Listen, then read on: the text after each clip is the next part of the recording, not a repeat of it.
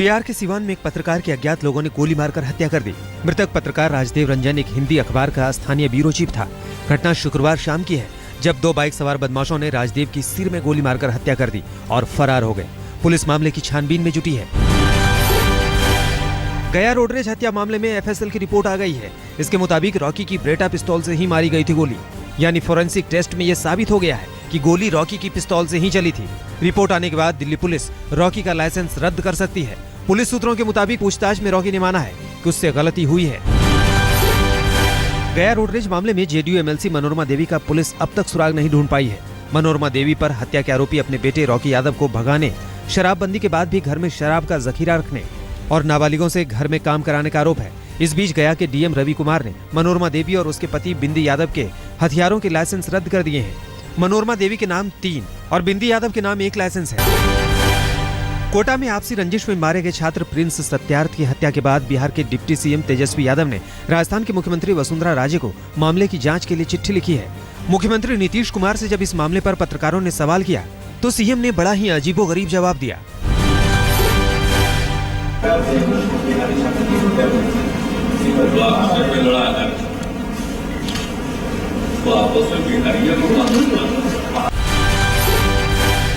UP के बाराबंकी में एक ढोंगी बाबा का पर्दाफाश हुआ है। सोशल मीडिया में वायरल हो रहे एक एमएमएस ने उत्तर प्रदेश के बाराबंकी जिले में एक नकली बाबा के अश्लील कारनामों का खुलासा कर दिया।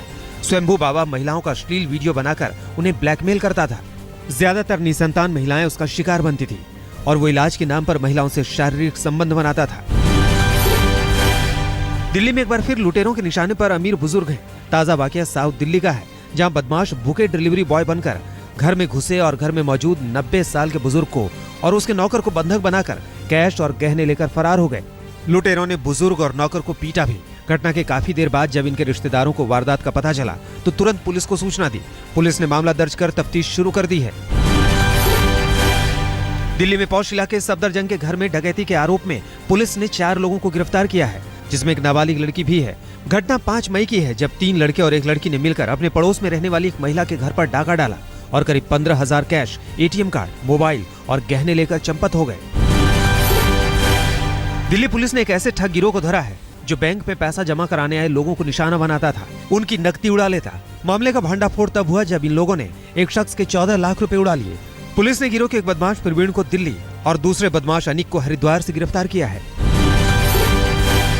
गाजियाबाद के कौशाम्बी इलाके में एक युवक को बदमाशों ने गोली मार दी। घायल युवक की हालत नाजुक बनी हुई है। ओपी शर्मा नाम का यह शख्स एंजल मॉल के एक रेस्टोरेंट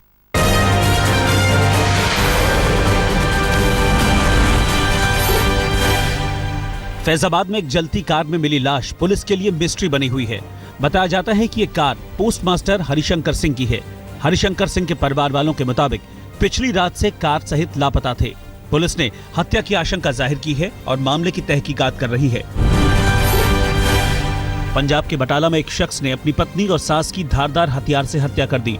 पुलिस के मुताबिक हत्या की वजह जायदाद को लेकर आपसी कलह थी। माननगर में रहने वाले जगदीप सिंह की शादी 2.5 साल पहले रमनदीप से हुई थी। रमनदीप चाहती थी पति की सारी मिल्कियत उसके नाम हो। इसी बात पर घर में रोज कहासुनी होती थी। पुलिस ने हत्या के आरोपी जगदीप सिंह को गिरफ्तार कर जेल भेज दिया है। राजस्थान के हनुमानगढ़ में अंधविश्वास में फंसे एक शख्स ने अपनी पत्नी और बेटे को मौत के घाट उतार दिया। ये दर्दनाक घटना गांव परलीका की है, जहां रामनिवास नाम के शख्स ने अपनी पत्नी और बच्चे की हथौड़े से पीटकर हत्या कर दी। वारदात के बाद आरोपी पति को पुलिस ने गिरफ्तार कर लिया है। राजस्थान के सांचौर में एक 13 साल के बच्चे की लाश मिलने से सनसनी फैल गई है। बताया जाता है कि 1 हफ्ता पहले फिरौती के लिए बच्चे का अपहरण किया गया था। बच्चे के पिता मुंबई में कारोबारी हैं और बच्चा अपने चाचा के घर रहकर पढ़ाई कर रहा था।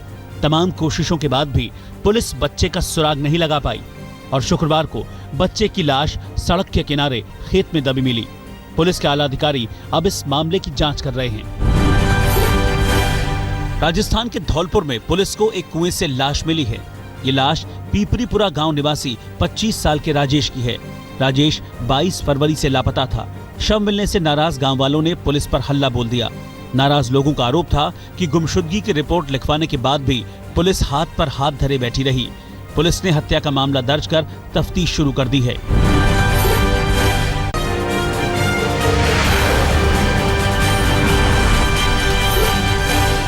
पंजाब के फिरोजपुर में तेज आंधी और बारिश से जहां गर्मी से लोगों को राहत मिली है, वहीं एक इमारत का मलबा गिरने से 2 मजदूरों की मौत हो गई, जबकि एक मकान की टीन की छत उड़ जाने से 2 लोग बुरी तरह से जख्मी हो गए। मरने वालों की पहचान मनदीप सिंह और काला सिंह के रूप में हुई है। राजस्थान के धौलपुर में कुएं में पानी भरने को लेकर 2 गुटों के बीच हिंसक झड़प हो गई, जिसमें करीब दर्जन भर लोग जख्मी हो गए। मौके पर पहुंची पुलिस की मदद से घायलों को अस्पताल में भर्ती कराया गया। पुलिस ने इस मामले में दोनों पक्षों से शिकायत लेकर जांच शुरू कर दी है। यूपी के रामपुर में सड़क पर दौड़ता ट्रक धू-धू कर जल उठा। इस हादसे में 2 लोग जख्मी हो गए। चश्मदीदों के मुताबिक कागज से लदा ट्रक जब दूसरी गाड़ियों को पास दे रहा था, उसी दौरान ट्रक में आग लग गई। दमकल की गाड़ियों ने आग पर काबू पाया, लेकिन तब तक ट्रक पर लदा माल स्वाहा हो गया था। कानपुर में सड़क के किनारे खड़ी सेंट्रो कार स्वाहा हो गई। हालांकि इस हादसे में कोई हताहत नहीं हुआ है। जब कार में आग लगी उस वक्त कार में कोई नहीं था। बताया जाता है नजदीक ही कूड़े के ढेर में आग जल रही थी, जिसने कार को भी अपनी चपेट में ले लिया। दमकल की एक गाड़ी ने आग पर काबू पा लिया। उत्तराखंड के चमोली में एक पहाड़ी तेंदुआ घायल हालत में मिला है, जिसे यहाँ की बोलचाल की भाषा में गुलदार कहते हैं। वन विभाग ने इस तेंदुए को इलाज के लिए पशु अस्पताल में दाखिल कराया है। डॉक्टर्स का कहना है कि गुलदार को काफी चोटें आई हैं और खाना नहीं मिलने की वजह से ये कमजोर हो गया है। बिहार के मुजफ्फरपुर में बिजली का हाईटेंशन तार गिरने से 3 लोगों की मौत हो गई, जबकि 5 लोग गंभीर रूप से झुलस गए। ये सभी एक ही परिवार के हैं। मौके पर पहुंची पुलिस ने शवों को पोस्टमार्टम के लिए भेज दिया है।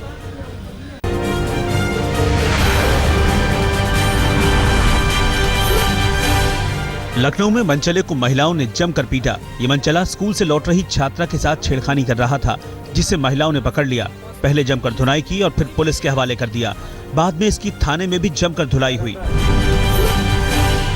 यूपी के इटावा की एसएसपी मंजिल सैनी इन दिनों ऑपरेशन राहत चला रही हैं।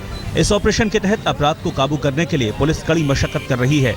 इलाके में लेडी सिंघम के नाम से मशहूर एसएसपी शहर में खुद ही अभियान की अगुवाई कर रही हैं।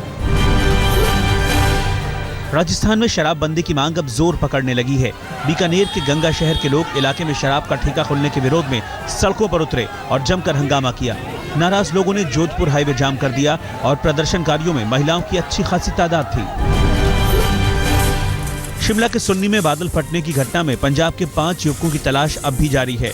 10 मई को बादल फटने की घटना में पंजाब के 5 युवक बहे थे, जिनका अब तक पता नहीं चल पाया है।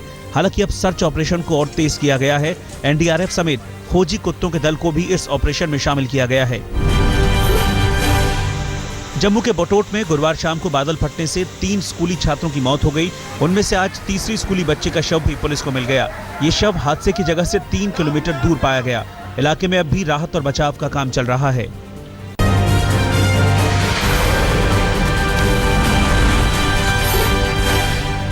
उज्जैन में चल रहे सिंहस्थ महाकुंभ में शिरकत करने अब से थोड़ी देर बाद प्रधानमंत्री नरेंद्र मोदी पहुंच रहे हैं।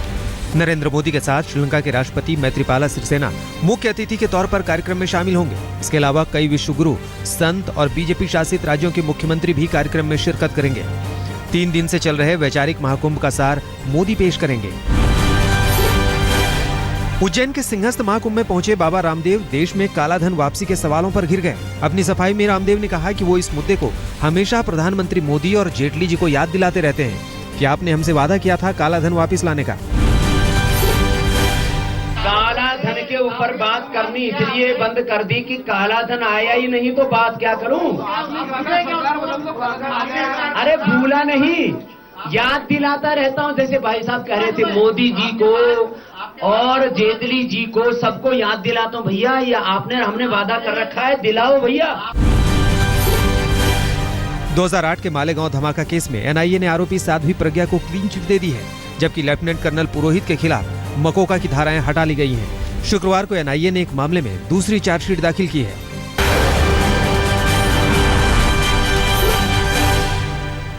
आईपीएल सीजन 9 की रेस में बने रहने के लिए मशक्कत कर रही किंग्स 11 पंजाब की टीम ने मुंबई इंडियंस को एक तरफा मुकाबले में 7 विकेट से हरा दिया। इस हार से मुंबई इंडियंस के प्लेऑफ में पहुंचने की उम्मीदों को झटका लगा है। मुंबई की टीम टॉस जीतकर पहले बल्लेबाजी करने उतरी और 20 ओवरों में 9 विकेट पर महज 124 रन ही बना सकी। पंजाब की तरफ से स्टोनिस ने शानदार गेंदबाजी की और 4 ओवर में सिर्फ 15 रन देकर 4 विकेट चटकाए। लक्ष्य का पीछा करने उतरी पंजाब की टीम ने कप्तान मुरली विजय 54 और साहा के 56 रनों की बदौलत 3 ओवर पहले ही मैच जीत लिया। आज आईपीएल में 2 मुकाबले खेले जाएंगे। पहला मैच बेंगलोर में रॉयल चैलेंजर्स बेंगलोर और गुजरात लॉयंस के बीच होगा, जबकि कोलकाता में पुणे सुपर जायंट्स की भिड़ंत कोलकाता नाइट राइडर्स से होगी। शुक्रवार को मुंबई इंडियंस को करारी मात देने के बाद किंग्स 11 पंजाब की टीम अंक तालिका में एक पायदान ऊपर आ गई है, जबकि 8वें नंबर पर पुणे सुपर जायंट्स की टीम लुढ़क गई है। हैदराबाद की टीम 14 अंकों के साथ टॉप पर बनी हुई है। दूसरे पर गुजरात लॉयंस है, इसके पास भी 14 अंक हैं, लेकिन हैदराबाद का रन रेट बेहतर है। हैदराबाद को हराने के बाद दिल्ली ने तीसरे नंबर पर फिलहाल कब्जा कर लिया है। दिल्ली के 12 अंक हैं, लेकिन चौथे पर केकेआर और 5वें नंबर पर मुंबई इंडियंस के भी 12 अंक हैं, लेकिन रन रेट दिल्ली का बढ़िया है। 8 अंक के साथ आरसीबी 6ठे स्थान पर है।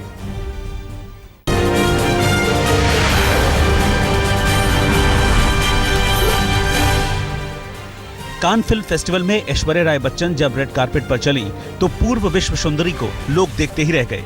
डिजाइनर अली यूनुस के डिजाइन किए सुनहरे गाउन में ऐश खान के रेड कारपेट पर 15वीं बार चली। कान में इस